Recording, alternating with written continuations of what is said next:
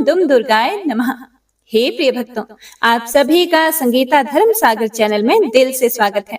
माता रानी के आशीर्वाद से आपका दिन शुभ और मंगलमय हो। माता रानी आपको सुख समृद्धि दे। हे प्रिय भक्तों, तो आइए सुनते हैं आज की महात्म्य कथा। व्यास जी कहते हैं, ताम्र की ऐसी बातें सुनकर भगवती का मुखमंडल मुस्कान से भर गया। मेघ की भांति गंभीर वाणी में वे उससे कहने लगी कि ताम्र, तेरा मूर्ख स्वामी महिषासुर अब मृत्यु को गले लगाना चाहता है। उस अज्ञानी के ऊपर कामदेव के बाण असर कर गए हैं। तू जा और उससे कह दे कि जैसी तेरी जन्मदाता भैंस है, जो घास फूस खाकर तगड़ी बनी रहती है, जिसकी लंबी पूंछ है, बड़ा सा पेट है और सिर पर सींग सुशोभित है, मैं वैसी नहीं हूं।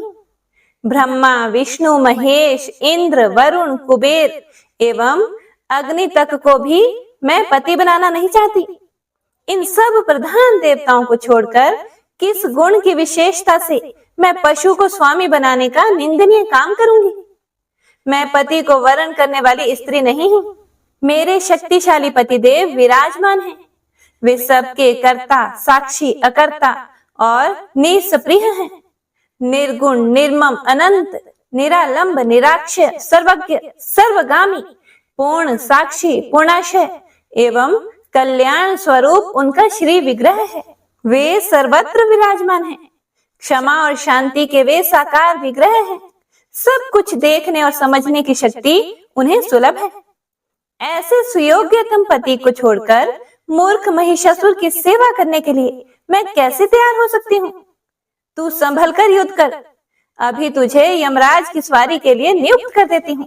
अरे नीच, यदि तुझे प्राणों का लोभ है तो संपूर्ण दानवों के साथ शीघ्र ही पाताल भाग जा, अन्यथा युद्ध भूमि में तू मुझसे नहीं बच सकता। दोनों एक समान हो, तभी उनका संयोग संसार में सुखदायी हो सकता है, अन्यथा अज्ञान से यदि विषमता में संबंध की कल्पना कर ली जाए तो दुख ही उठाने पड़ते हैं। तेरी बुद्धि पर तो पत्थर पड़ गए हैं, इसीलिए तू ऐसा कहता है कि तुम मेरे महाराज की उपासना करो। कहां मैं और कहां सींग वाला महिषासुर। ऐसे दो व्यक्तियों में कैसा संबंध। जा अथवा युद्ध कर, जैसी तेरी इच्छा हो कर सकता है। मैं तुझे सपरिवार मृत्यु के मुख में झोंक दूंगी। युद्ध अभीष्ट ना हो तो इस लोक को छोड़कर अन्यंत्र सुख से जीवन व्यतीत कर। व्यास जी कहते हैं, इस प्रकार कहकर भगवती जगदम्बा ने बड़ी अद्भुत घोर गर्जना की। उस गर्जना को सुनकर दैत्यों के मन में आतंक सा छा गया। ऐसी गंभीर गर्जना हुई कि उसके प्रभाव से पृथ्वी कांपने लगी, पहाड़ डगमगा गए तथा दैत्यों की स्त्रियों का गर्भपात आरंभ हो गया। उस शब्द को सुनकर ताम्र का मन भय से व्याप्त हो गया और वह वहां से भागकर महिषासुर के पास चला गया। यही नहीं, किंतु उस नगर के जितने भी दैत्य थे, उनका भी मन चिंता से आकुल हो उठा। हे राजन, उन सब के कान बहरे हो गए। एकमात्र भाग जाना ही उनका ध्येय रह गया था। उसी क्षण क्रोध में आविष्ट होकर सिंह ने भी भीषण गर्जना की। उस भैरव नाद के कारण दैत्यों के रोम रोम में भय भर गया। ताम्र को वापस आया देखकर महिषासुर की बुद्धि भी चौंधिया गई। तब मंत्रियों के साथ बैठकर वह परामर्श करने लगा कि अब क्या करना चाहिए। दुर्ग का आश्रय लिया जाए अथवा युद्ध हो या युद्ध भूमि से निकलकर भाग चले। महानुभाव दानवों, आप लोगों को क्या यहाँ से भाग जाने में ही कल्याण की संभावना दिखती है। आप सब के सब बुद्धिमान, युद्ध में कभी पीछे पैर न रखने वाले और शास्त्रों के पारगामी विद्वान हैं। इस अवसर पर कार्य में सफलता प्राप्त करने के लिए कोई अत्यंत गुप्त मंत्रणा करना परम आवश्यक है। राज्य की स्थिति में मंत्रणा को ही प्रधान कारण माना गया है। राज्य को सुरक्षित रखने की इच्छा हो तो राजा के लिए सदाचारी विद्वान मंत्रियों से मंत्रणा करना अनिवार्य है। मंत्रणा का भेद फूट जाने पर राज्य तथा राजा दोनों का विनाश हो जाता है। अपना विचार सबको विदित न हो जाए, इस भय से कल्याणकामी पुरुष अपने अभिप्राय को भली भांति गुप्त रखते हैं। इसीलिए इस समय मंत्रिमंडल देश और काल के अनुसार अपना हेतु युक्त हितकारक मत प्रकट करे। नीति पूर्वक विचार करके ही मत व्यक्त करना चाहिए। यहाँ जो यह देव निर्मित स्त्री आई है, इसमें अपार पराक्रम है। अकेले ही निराधार इसके यहाँ आने का क्या कारण है? इस पर सभी विचार करें। यह युवती स्त्री युद्ध के लिए बार बार आवाहन कर रही है। इससे बढ़कर और क्या आश्चर्य होगा? युद्ध छिड़ जाने पर विजय श्री मिलेगी अथवा नहीं, त्रिलोकी में यह कोई भी नहीं जान सकता। बहुतों की विजय और एक की हार होती है, यह भी निश्चित बात नहीं है, क्योंकि युद्ध में जय और पराजय की बात सदा दैव के अधीन समझनी चाहिए। व्यास जी कहते हैं, अपने स्वामी महिषासुर के सार गर्भित वचन सुनकर महान यशस्वी वेदालाक्ष हाथ जोड़कर कहने लगा कि राजन, विशाल नेत्रों वाली इस स्त्री के विषय में फिर से यत्न पूर्वक जानकारी प्राप्त कर लेनी चाहिए। यह किस उद्देश्य से और कहां से यहाँ आई है? किसके साथ इसका विवाह हुआ है? स्त्री के हाथ से आपका निधन निश्चित है। देवता इस विषय को भली भांति जानते हैं। जान पड़ता है उन्होंने ही अपने सामूहिक तेज से उत्पन्न करके इस कमल नयनी को यहाँ भेजा है। वे सब के सब युद्ध देखने की अभिलाषा से छिपकर संप्रति आकाश में वर्तमान हैं। उन्हें भी युद्ध की कम लालसा नहीं है। समय आने पर वे सभी इस स्त्री के सहायक बन जाएंगे। विष्णु प्रभृति वे प्रधान देवता युद्ध भूमि में इस कामिनी को अग्रसर बनाकर हमारा वध करेंगे। साथ ही वह स्त्री आपको मार डालेगी। हे राजन, मेरी समझ से उन देवताओं का यही मनोरथ है। भविष्य में होने वाले परिणाम की भली भांति जानकारी मेरे लिए सुलभ नहीं है। प्रभु, आप इस समय युद्ध ना करें। बस अब इससे अधिक मैं कुछ नहीं कह सकता। कार्य की प्रधानता मानकर हम निरंतर आपके लिए मर मिटने को तैयार हैं। आपके साथ आनंद का अवसर भी तो हमें मिलता ही है। हम आपके अनुचर हैं, यही हमारा धर्म है। दुर्मुख बोला कि राजन, मैं जानता हूँ आज युद्ध में हमारी विजय अवश्य होगी। पीछे पैर रखना सर्वथा अवांछनीय है। ऐसा करने से हमारी कीर्ति में कलंक लगता है। जब इंद्र आदि देवताओं के साथ लोहा लेना पड़ा था, तब भी तो भागने जैसा निंदित कार्य का आश्रय नहीं लिया गया था। फिर इस अकेली स्त्री के समक्ष ऐसा क्यों किया जाए? इसीलिए युद्ध करना ही परम आवश्यक है। युद्ध में विजय अथवा मरण ये दो ही होते हैं। जो होनी है उसका टलना असंभव है। फिर जानकार पुरुष क्यों चिंता करे? युद्ध भूमि में काम आ जाने पर यश मिलता है और जीवन रहने पर सुख की प्राप्ति होती है। ये दोनों ही फल मन के अनुकूल हैं। यह मानकर अब युद्ध करने के लिए तत्पर हो जाना चाहिए। भाग जाने पर जगत में निंदा होगी। आयु समाप्त हो जाने पर मरना तो निश्चित ही है। इसीलिए जीने और मरने के विषय में व्यर्थ चिंता नहीं करनी चाहिए। व्यास जी कहते हैं, वाशकल बातचीत करने में बड़ा कुशल था। उसने दुर्मुख की बात सुनने के बाद हाथ जोड़कर नम्रता पूर्वक महिषासुर से ऐसे वचन कहे। उसने कहा कि राजन, यह कार्य कायर व्यक्तियों के लिए ही अप्रिय है। आपको इस कार्य के विषय में कुछ भी चिंता नहीं करनी चाहिए। मैं अकेले ही चंचल नेत्रों वाली चंडी को मार डालूंगा। हे राजन, मन में उत्साह रखिए। मैं निर्भीक होकर अद्भुत युद्ध करूंगा। मेरे प्रयास से वह चंडिका यमराज के घर अवश्य पहुंच जाएगी। मैं इंद्र, वरुण, कुबेर, सूर्य, चंद्रमा, यमराज, अग्नि, वायु एवं विष्णु और शंकर से भी नहीं डरता। फिर अभिमान में चूर रहने वाली यह अकेली स्त्री मेरा क्या कर सकती है?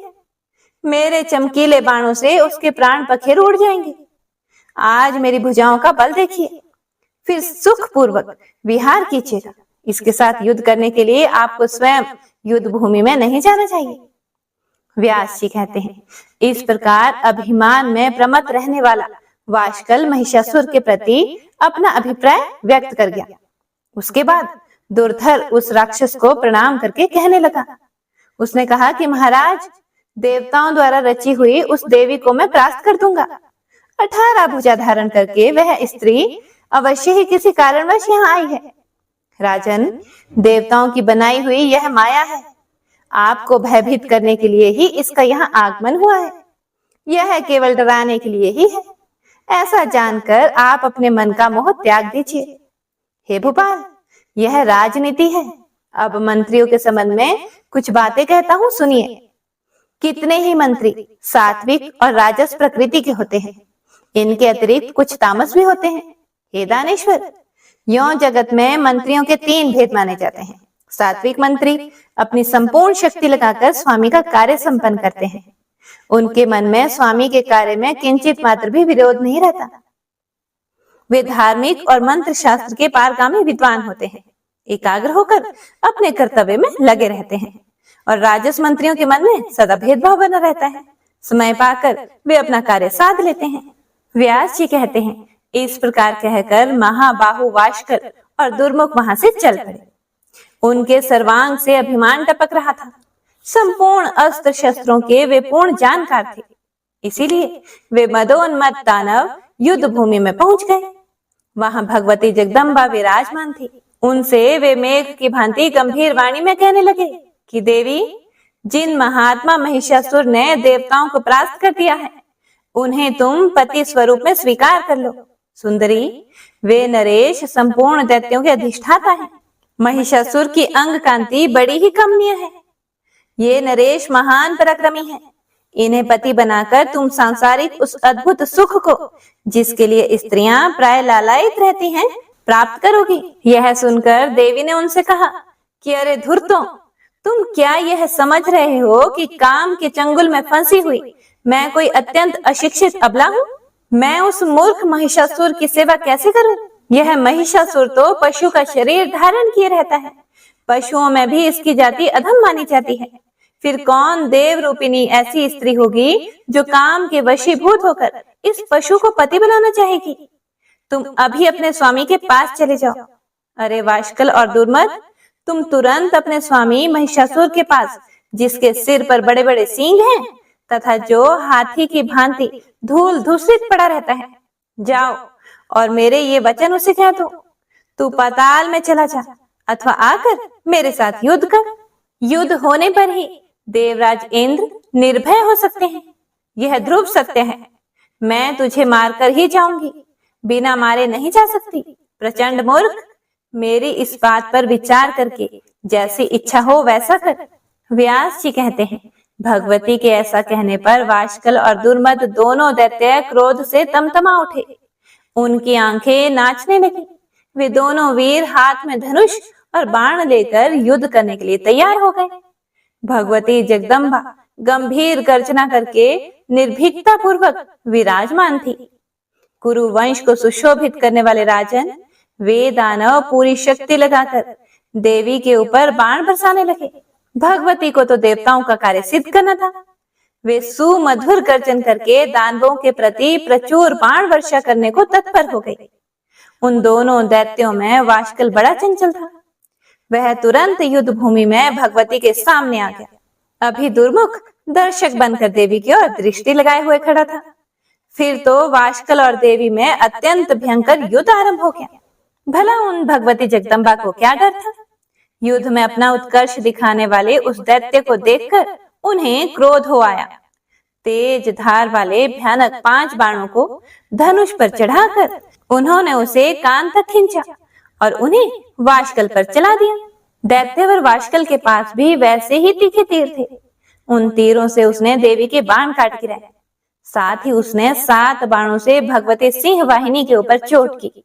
देवी ने भी अत्यंत तीखे पीत वर्ण वाले 10 बाणों से उस नीच दानव पर आघात किया। साथ ही दानव के बाण अपने सहायकों से काट दिए। वे बार बार अट्टहास करने लगे। भगवती के पास एक अर्धचंद्र नामक बाण था।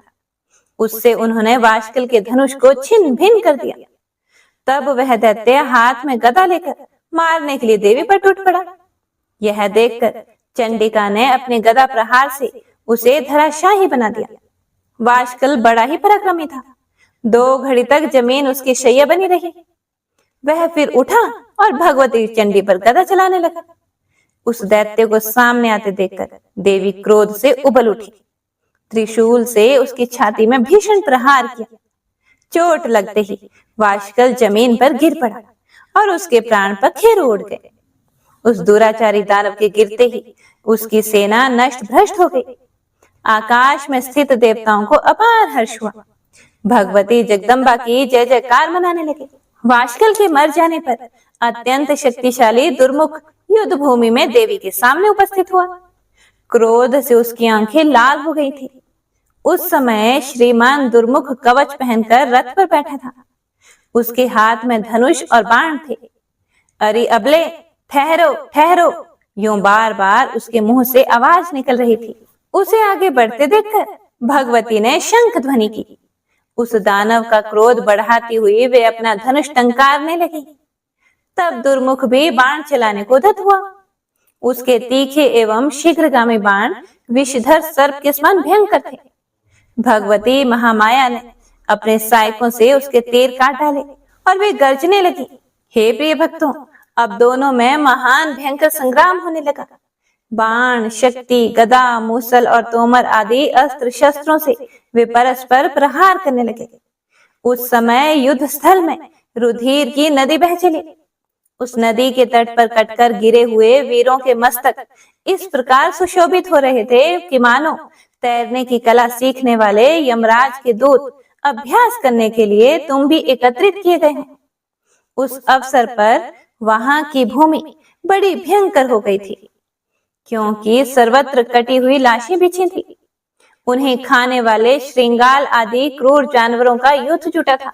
सियार, कुत्ते, कौवे, कांक, अयोमुख नामक पक्षी, गिद्ध और बाज उन दुष्ट दानवों के मृत शरीरों को नोच नोच कर खा रहे थे। मांस भक्षी जानवर बड़े जोरों से चिल्ला चिल्लाकर भयानक आवाज कर रहे थे। तब दुरात्मा दुर्मुख क्रोध से तिलमिला उठा। काल ने उसकी विवेक शक्ति नष्ट कर दी थी। अपनी सुंदर भुजा ऊपर उठाकर अभिमान के साथ वह देवी से कहने लगा कि चंडी, तुम्हारे सभी अंग बड़े सुकोमल हैं। सुंदरी, तुम अब भी मान जाओ और मद्यपान करके मस्त रहने वाले दानेश्वर महिषासुर की सेवा करना स्वीकार कर लो, अन्यथा आज ही मैं तुम्हें काल का कलेवा बना दूंगा।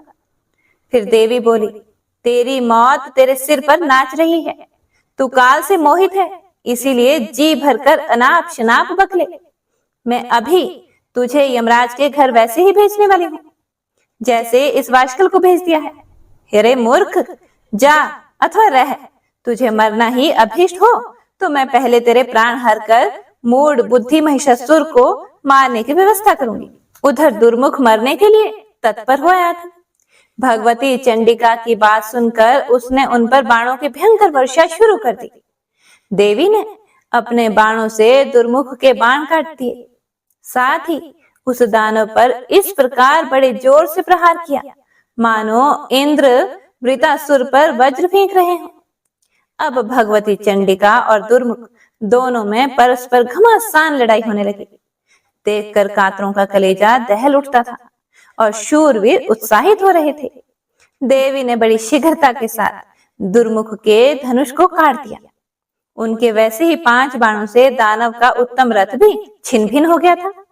रथ टूट जाने पर महाबाहु दुर्मुख दुर्धर्ष गदा हाथ में लेकर पैदल ही भगवती की ओर दौड़ा तथा पूरी शक्ति लगाकर सिंह के मस्तक पर उसने गदा से चोट पहुंचाई। महाबली सिंह प्रहार से व्यथित होने पर अपने स्थान से विचलित नहीं हुआ। गदा लेकर सामने खड़े हुए दुर्मुख को देखकर भगवती जगदम्बा ने अपनी तीखी तलवार से किरीट सहित उसके मस्तक को धड़ से अलग कर दिया। मस्तक कट जाने पर दुर्मुख के प्राण प्रयाग कर गए। वह जमीन पर पड़ गया। अब देवता आनंद से विवल हो उठे। उन्होंने उच्च स्वर से जय ध्वनि आरंभ कर दी। साथ ही वे देवी की स्तुति करने में संलग्न हो गए।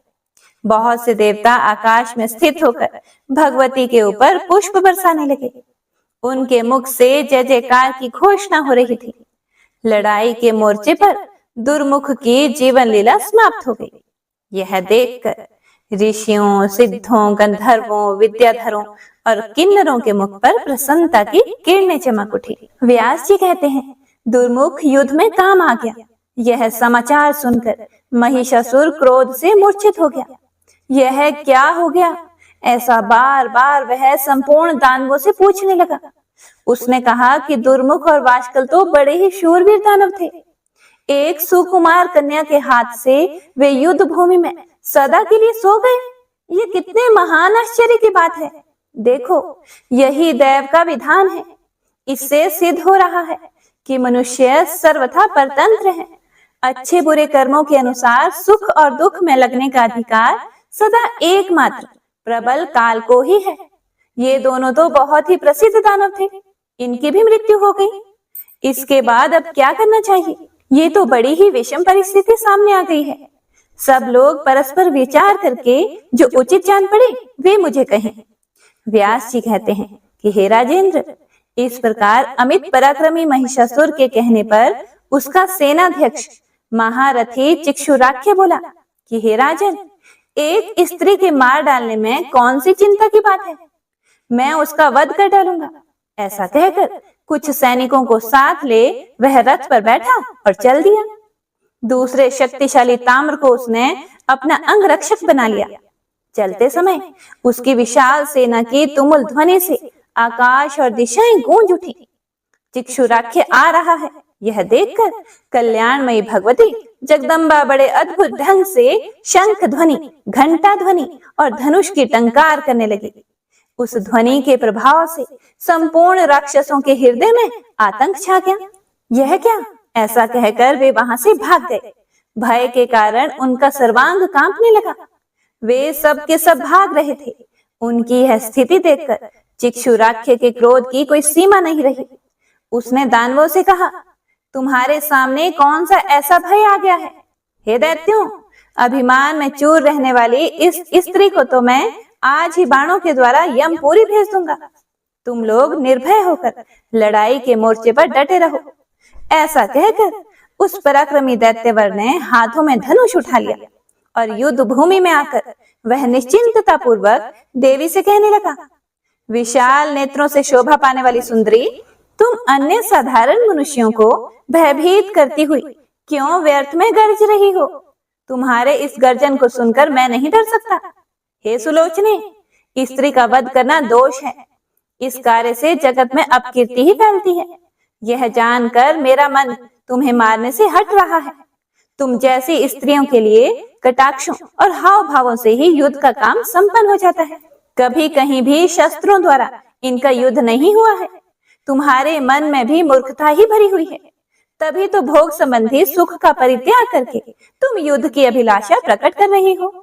युद्ध में तुम्हें किस गुण की झलक मिल रही है?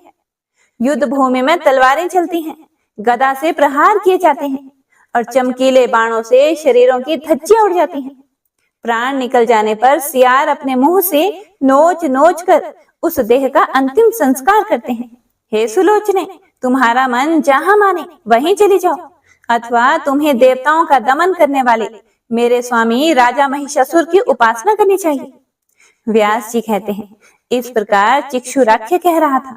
भगवती जगदम्बा उसकी बात काट कर कहने लगी, अरे मूर्ख, बुद्धिमान पंडित के समान बनकर क्या बक रहा है? ना तो तू नीति शास्त्र जानता है और ना ही आन्वीक्षिक विद्या। ना तूने वृद्ध पुरुषों की सेवा की है और ना तुझे धार्मिक बुद्धि ही सुलभ है। आज तक मूर्ख की सेवा में लगा रहा, इसीलिए तू भी मूर्ख ही रह गया। जब तुझे राज धर्म ज्ञात ही नहीं, तब मेरे सामने क्यों व्यर्थ की बकबक कर रहा है? मेरे द्वारा युद्ध भूमि में महिषासुर अवश्य ही मारा जाएगा। युद्ध क्षेत्र की भूमि रुधिर से कीचड़ बन जाएगी। यश का स्थिर स्तंभ स्थापित होगा। इसके बाद मैं सुख पूर्वक प्रयाण कर जाऊंगी। देवताओं को दुख देने वाला यह दुराचारी दानव महान अभिमानी बन गया है। इसको मार देना मेरा परम कर्तव्य है। तू भी सावधान होकर युद्ध कर। व्यास जी कहते हैं, भगवती जगदम्बा के ऐसे वचन सुनकर बल के अभिमान में मतवाले रहने वाले दानवों ने उन पर बाण वर्षा आरंभ कर दी, मानो दूसरे मेघ ही जल की धारा उड़ेल रहे हों।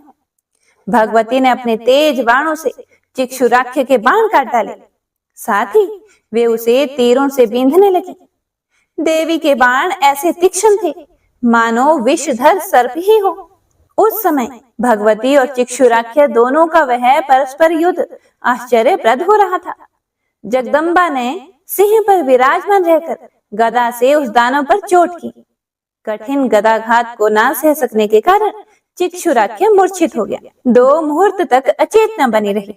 वह दुराचारी दानव पत्थर की भांति रथ पर पड़ा रहा। शत्रु सेना को कुचलने की शक्ति रखने वाले ताम्र में भी कम चपलता नहीं थी। चिक्षुराख्य को मूर्छित देखकर देवी से लड़ने के लिए वह भी युद्ध भूमि में आ डटा। उसे आते देखकर भगवती चंडिका ठठाकर हंसी और बोली कि हे दैत्यवर, आओ आओ, मैं अभी तुम्हें यमपुरी भेजने की व्यवस्था कर देती हूँ। तुम लोग स्वतः निर्बल हो, तुम्हारी आयु भी समाप्त हो चुकी है, इसीलिए तुम लोगों के आने से क्या काम सिद्ध हो सकता है। मूर्ख महिषासुर घर पर रहकर जीने के किस उपाय में लगा है। तुम मूर्खों के मर जाने पर भी मेरा क्या काम बनेगा। मेरे परिश्रम की कोई सफलता नहीं हो सकेगी, क्योंकि देवताओं से विरोध रखने वाला नीच महादुष्ट महिषासुर तो अभी भी जीवित ही है। इसीलिए तुम लोग घर पर जाकर महिषासुर को यहाँ भेज दो। मेरी जैसी स्थिति है उसे आकर वह प्रचंड मूर्खी देख ले। भगवती जगदम्बा के ये वचन सुनकर ताम्र क्रोध में भर गया। उसने देवी पर बाण वर्षा आरंभ कर दी। उसके बाण धनुष की डोरी पर चढ़ाकर कान तक खींचे जाते थे। भगवती ने भी ताम्राक्ष का वध करने के विचार से धनुष पर बाण चढ़ाए और खींचकर उस पर छोड़ने लगी।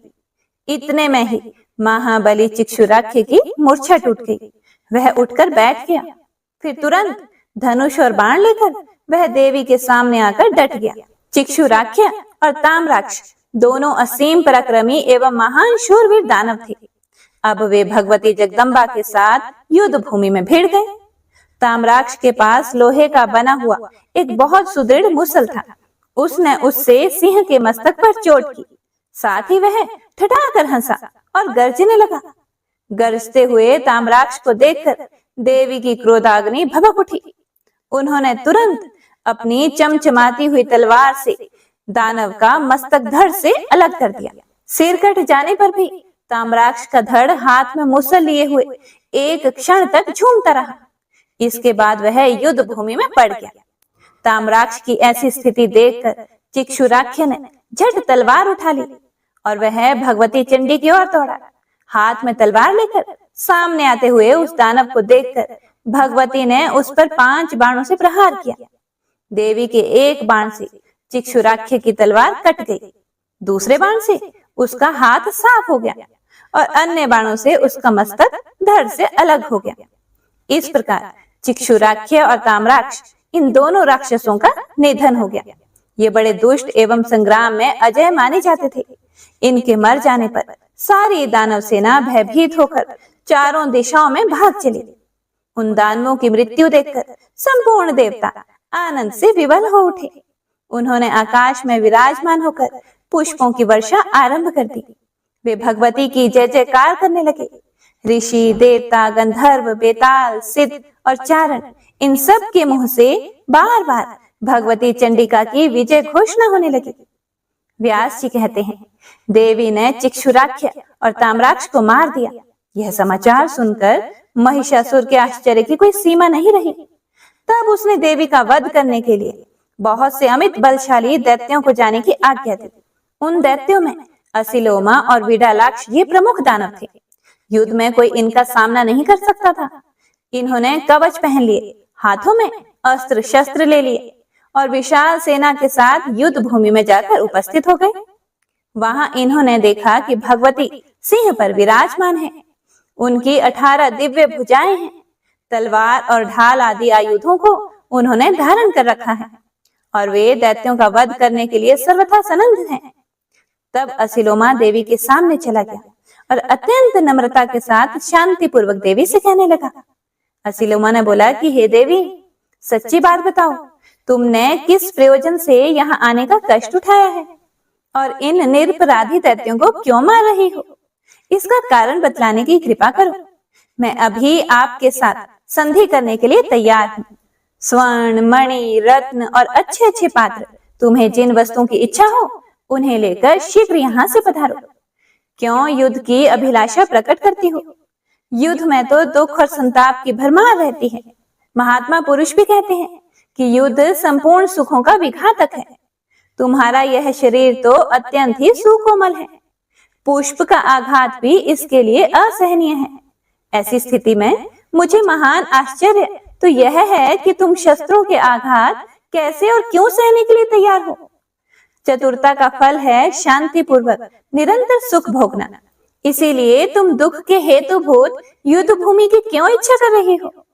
इस जगत में सुख प्राप्त करना और दुख त्यागना यह साधारण नियम है। हे अंबिके, दैत्यों ने तुम्हारा कुछ भी अपराध नहीं किया है, फिर वे तुम्हारे हाथ क्यों मारे जाएं? दया और धर्म परम पुरुष के शरीर है तथा सत्य को प्राण कहा गया है। इसीलिए विवेकी जन को चाहिए कि दया और सत्य की सदा रक्षा करे। तुम दानवों का संहार करने पर तुली हो, इसका कारण तो बताने की कृपा करो। देवी ने कहा, महाबाहो, मैं यहाँ क्यों आई हूँ, यह तुम्हारा पहला प्रश्न है।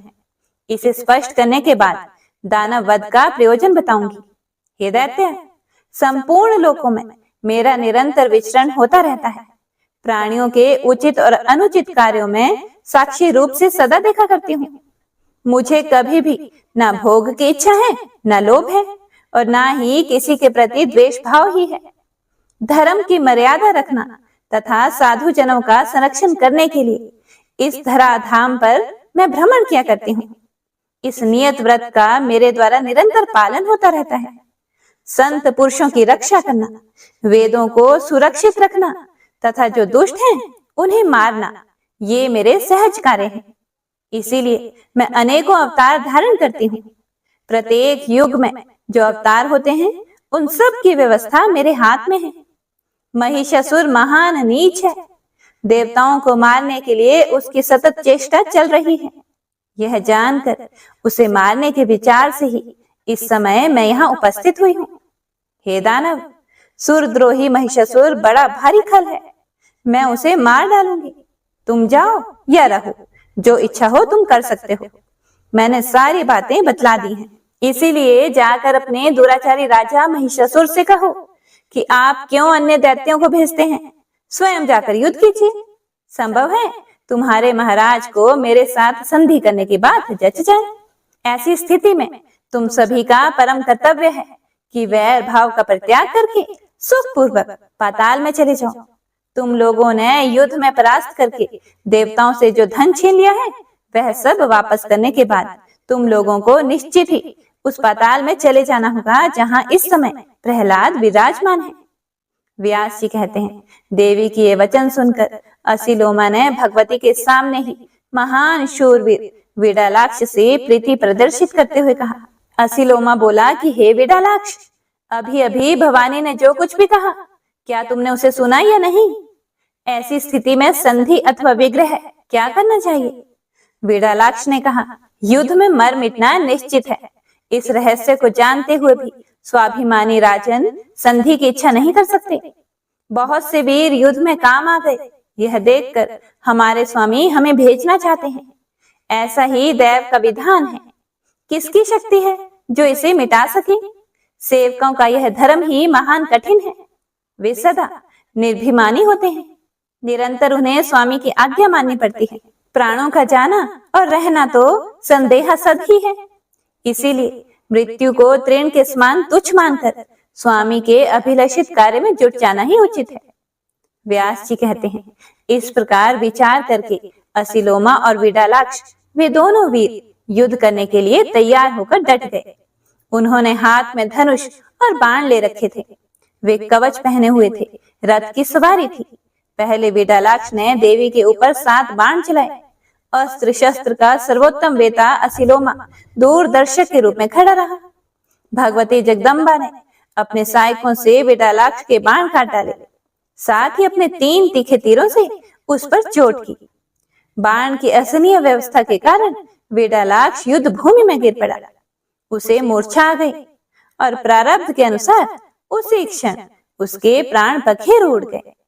देवी के हाथ से छूटे हुए बाण के प्रभाव से विडालाक्ष सदा के लिए युद्ध भूमि में सो गया। यह देखकर असिलोमा हाथ में धनुष लेकर युद्ध करने के लिए तैयार होकर सामने आ गया। वह अपना दाहिना हाथ ऊपर उठाकर देवी के प्रति कुछ परिमित वचन कहने लगा। देवी, दानव बड़े दुराचारी हैं। मैं जानता हूँ अब इनकी मृत्यु सिर पर आ गई है, फिर भी पराधीन होने के कारण युद्ध करना मेरे लिए परम कर्तव्य हो गया है। महिषासुर महान मूर्ख है। प्रिय और अप्रिय के विषय में वह कुछ जान ही नहीं पाता। उसके सामने हितकारक वचन भी यदि अप्रिय हैं तो मुझे नहीं कहने चाहिए। मैं वीर धर्म के अनुसार मर जाना उचित समझता हूँ, फिर चाहे वह शुभ हो या अशुभ। मेरी समझ से प्रारब्ध ही बलवान है, पुरुषार्थ को धिक्कार है, इससे कोई काम सिद्ध नहीं हो सकता। तभी तो आपके बाण लगते ही दानव जमीन पर लेटते चले जा रहे हैं। इस प्रकार कहकर दानव श्रेष्ठ असिलोमा ने देवी के ऊपर बाण बरसाना शुरू कर दिया। निकट आते ही भगवती ने अपने बाणों से उसके बाण काट डाले, साथ ही शीघ्रगामी अन्य बाणों से असिलोमा को गहरी चोट पहुंचाई।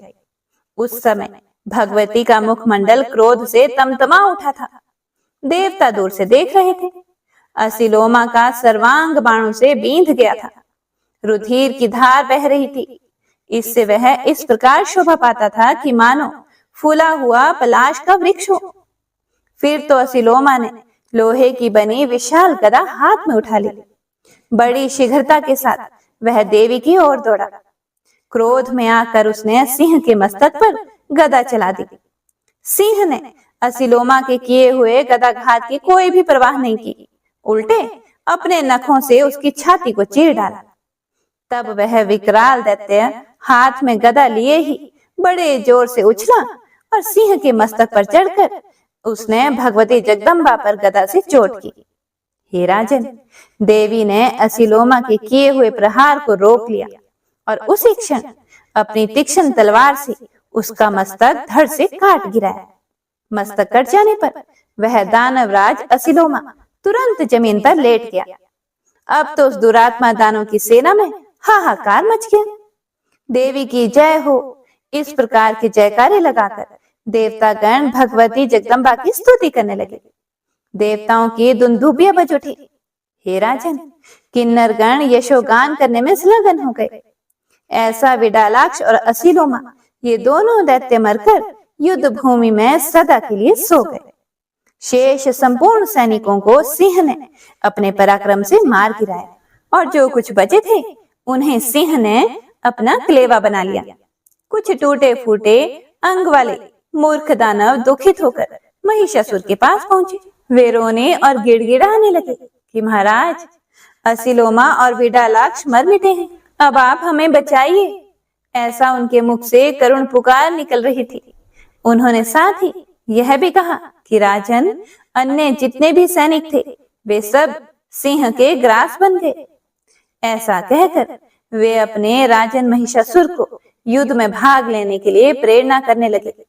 उन सैनिकों की बात सुनकर महिषासुर का मन अत्यंत उदास हो गया। उस पर चिंता की काली घटा घिर आई। वह बड़ा ही दुखी हो गया। इसके बाद महिषासुर का देवी के सामने जाकर उनसे बातचीत करना तथा उसी प्रसंग में मंदोदरी का इतिहास कहने का वर्णन आप अगले अध्याय में सुनेंगे। ओम दुम दुर्गाय नमः। ओम नमः शिवाय। आज का अध्याय यहीं समाप्त हुआ। इससे आगे का वृतांत आप अगले अध्याय में सुनेंगे। माता रानी का आशीर्वाद आपके साथ सदा सर्वदा बना रहे। जय माता दी।